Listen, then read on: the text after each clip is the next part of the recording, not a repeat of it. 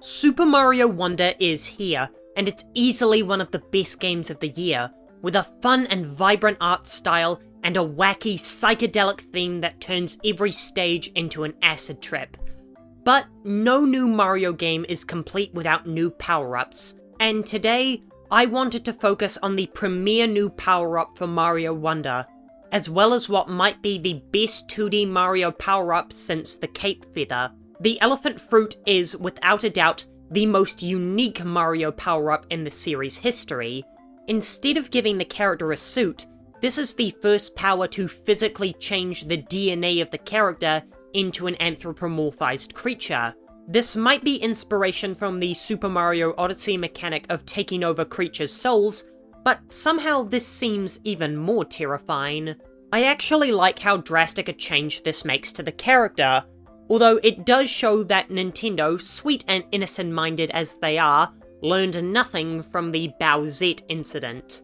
The design of an elephant is charming. It's got a grand and jolly feeling to it, just like the rest of the game.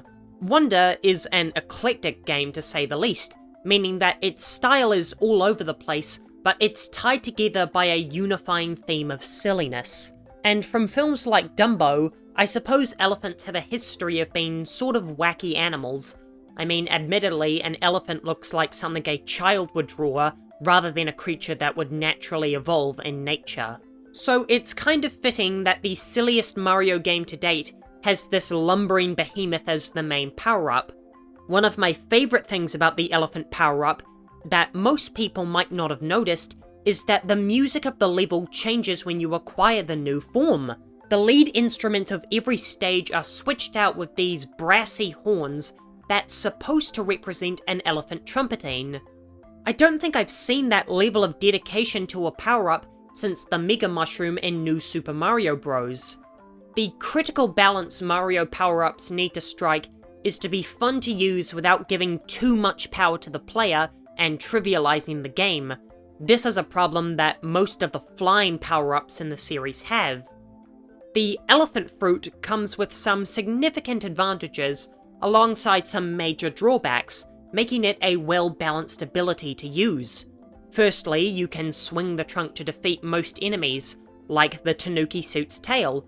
I love how you have to get much closer to an enemy in order to hit them.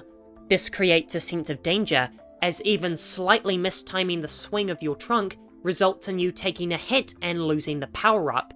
But most importantly of all, you can't kill every enemy in one swing, which is such an incredible inclusion.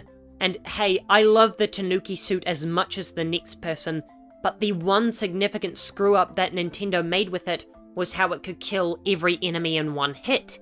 That meant once you figured out the timing on the tail swing, Mario 3 became a ludicrously simple game. By giving enemies an invisible health bar, it means that Mario Wonder is able to provide a way for the Elephant Suit to fight back without making it a broken Oko power like the Bubble Flower. Another excellent drawback of the fruit is the much larger hitbox the character takes on. Hitboxes aren't as big a deal in Mario games as they are in, say, Sonic the Hedgehog games, as most Mario games present pitfalls as your most common form of death, rather than enemies or hazards. But with even lesser relevance in Wonder, it's still an excellent drawback to using the Elephant Fruit, although I do feel like there should be a noticeable drop of speed when using the power-up, and if there is one, I found it imperceptible. Although I feel as though the Mario Elephant doesn't live up to its full potential, with the main gimmick of the power-up, the water spray. Oftentimes it only serves to get one of the flowers to perk up and deliver one of their creepy lines. And speaking of those flowers, their creepiness seems vaguely familiar to me. I just can't put my finger on why. The use of water spray doesn't play a massive part in any of the levels in particular, and frequently it's just a key to access more coins. So there's not really much that stands out to me about why this had to be an elephant in particular, other than the fact that Nintendo is ridiculously talented at character designs. I mean, if it just had to be a power-up that sprays water, wouldn't it be a fun callback to have a flood power-up in the game? However, then I suppose you have to stop moving to spray water, and then you might have to include the hover mechanic, and then you're pretty much designing the whole game around it. Something I really love about the elephant fruit is that it has no movement options, so it works as a sort of basic suit that can be used anywhere. While other power-ups in the game like Drill Mario are obviously only designed for specific levels, and anywhere outside of those levels doesn't really feel tuned to the new movement options you have. So the elephant power-up means that it works well in every level, much like the Fire Flower, as you can't break the level around the unique movement ability you've been granted by the fruit. Mario Wonder is a sublime game from start to finish, and its enormous new power-up, the elephant fruit, is the star of the show.